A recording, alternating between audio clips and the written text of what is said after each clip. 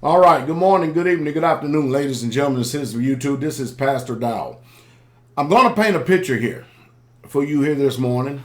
And it's going to be very pessimistic in nature simply because it is a present day reality that is developing right up under our nose. It is a literal reality that is taking place. You know, I've often made the statement, and the statement goes something like this: those who do not know history are destined to repeat the same mistakes of the past. And I want you to listen to me real close because, you know, I really, truly feel sorry for you people who are caught into these population centers, especially those of you who think that you're going to get raptured up out of here in a poof, in a moment, a twinkle of an eye before the Great Tribulation.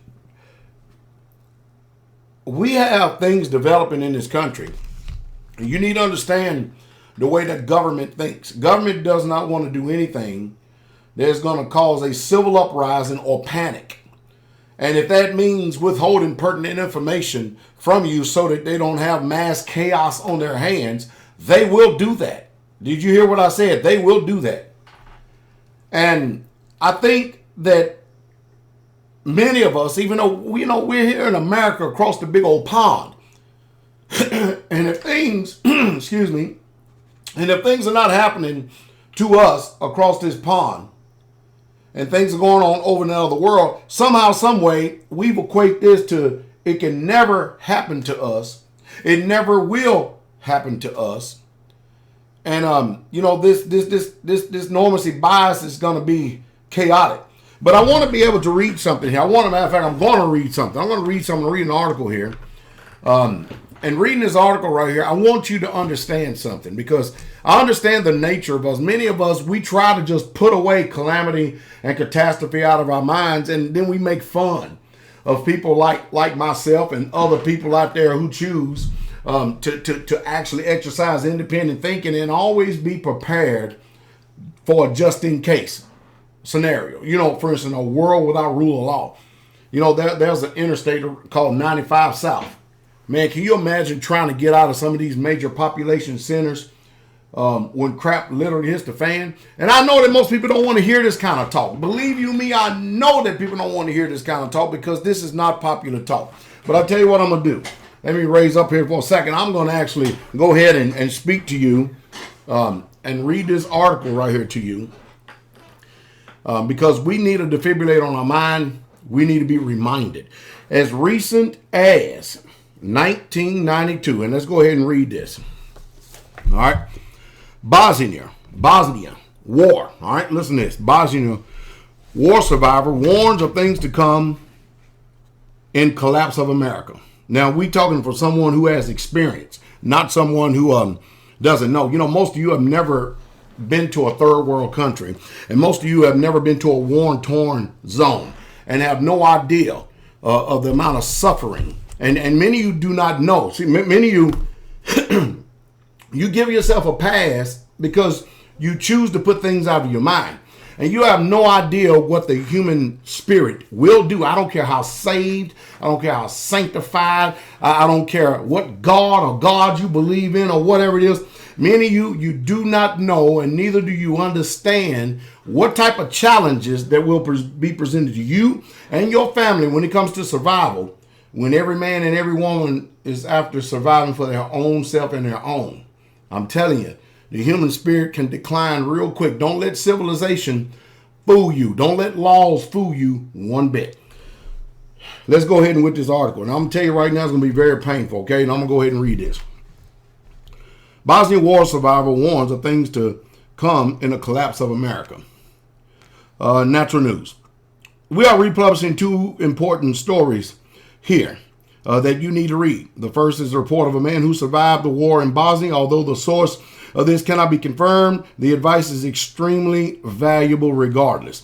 The second story, apprehended to the bottom of this article, lists 35 excuses that will get you killed if you fail to prepare for what's coming.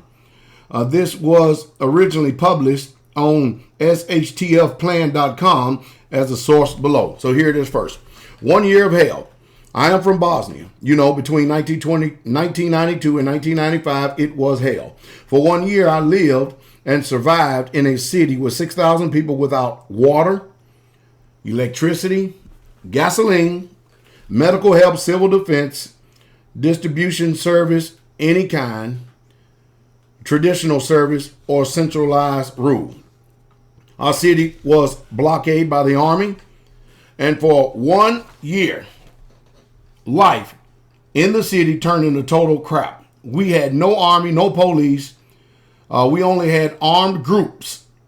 Those armed protected their homes and families. When it all started, some of us were better prepared, but most of the neighbors and families had enough food for only a few days. Did y'all hear that? Only a few days. Some had pistols, a few had AK-47s or shotguns. After a month or two, gangs started operating, destroying everything. Hospitals, for example, turned into slaughterhouses. There was no more police. About 80% of the hospital staff were gone. I got lucky. My family at the time was fairly large, 15 people in a large house, 6 pistols, 3 AKs. And we survived, most of us at least. The Americans dropped MREs every 10 days to help blockade cities. This was never enough. Some, very few, had gardens. It took 3 months for the first rumors to spread of men dying from hunger and cold. We removed all the doors, the window frames, and abandoned houses, ripped up floors, and burned the furniture for heat. Ooh. Many died from diseases, especially from the water. 2 from my own family. We drank mostly rainwater, ate pigeons, and even rats. And I know most of you people in America, you can't fathom this. But let me tell you, it's coming to a city, a town, a state near you. Money became worthless. We returned to an exchange for a tin can of what they think Soviet spam. You could have a woman. In other words, for 1 can of spam, you could have a woman, meaning you could have sexual relationships with her. And most people took it anyway.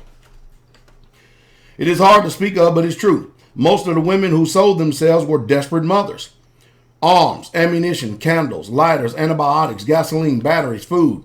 We fought for these things like animals. In these situations, it all changes. Men become monsters. It was disgusting. Strength was in numbers.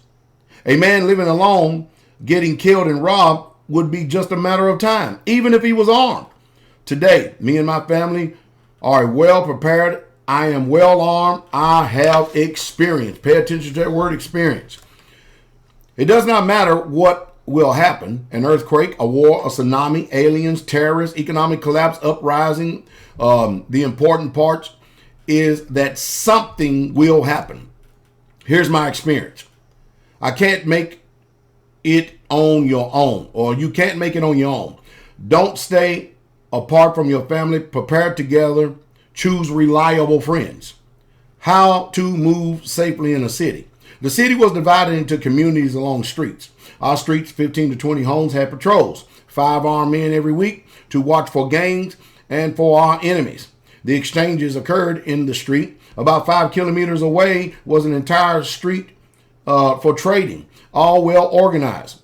But going there was too dangerous because of the snipers.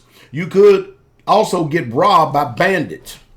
I only went there twice, and when I needed something really rare like medicine, mainly antibiotics, of the French original of the text, nobody used automobiles in the city. The streets were blocked from wreckage by abandoned cars. Gasoline was very expensive. If one needed to go somewhere, that was done at night. Never travel alone or in groups that were too big. Always 2 to 3 men, all armed, travel swift, in the shadows, cross streets, through ruins, not along open streets. There were many gangs, 10 to 15 men strong, some as large as 50 men. But there were also many normal men like you and me, fathers, grandfathers, who killed and robbed. There were no good and bad men. Most were in the middle and ready for the worst. Number two, what about wood? Your home is surrounded by woods. Why do you burn doors and furniture? There were not many woods around the city. It was very beautiful. Restaurants, cinemas, schools, even airports. Every tree in the city and in the city park was cut down for fuel. And in the first 2 months without electricity for cooking and heat, we burned anything that burned. Furniture, doors, flooring. That would burn swiftly. We had no suburbs or suburban farms. The enemy that was in the suburbs, we were surrounded. Even in the city, you never knew who was your enemy at any given point. Number three, what knowledge was useful to you in that period? To imagine the situation a bit better, you should know it was practically a return to the Stone Age. For an example, I had a container of cooking gas, but I did use it for heat. If that would be too expensive, I attached a nozzle to it and made myself and used to fill lighters. Lighters were precious. If a man bought a empty lighter, I would fill it. If he would give me a tin for food or a candle, I was a paramedic. In these conditions, my knowledge was my health or my wealth, excuse me. Let me see. So if you're a paramedic in that case, in those scenarios right there, the knowledge that you obtained was literally your wealth. Be curious and skilled in these conditions. The ability to fix things is more valuable than gold. Wow. Items and supplies will inevitably run out, but your skills will keep you fed. I harp on that all the time by being doers. And most of you haven't had the experience like myself and a few of the veterans and stuff where we've been in worst case scenarios where we've had training to where we know how to survive, do some form of first aid or whatever it is. And I tell you, if you don't, the best investment that you can ever do is invest in yourself. Because while people may take everything away from you, if that's a possibility, and with many of you, it's a good possibility. The one thing they can't take right here, even if they kill you, is the knowledge and wealth that you have invested in yourself by educating your own self. Let's go on here for a second. I wish to say this: learn to fix things, shoes, or people. My neighbor, for an example, knew how to make kerosene for lamps. He never went hungry. We're at number four now. If you had 3 months to prepare now, what would you do? 3 months? Run away from the country. Man, he's joking. He put it in there. Today, I know everything can collapse really fast. I have a stockpile of food, hygiene items, batteries, enough to last me for 6 months.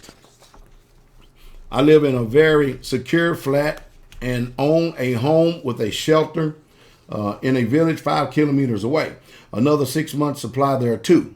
In other words, he has what we would call today a place they could go to bug out, or somebody he may know there, mutual assistance group, somebody who within 5 kilometers, which is about 3 miles away, that he can actually go to, and they're a trustworthy source, and then they would help each other in conditions like this. Most of you, I'm telling you, you think that you understand what's going on, but unless you've been to a third world country and seen some of the things that us veterans have seen, you have no idea.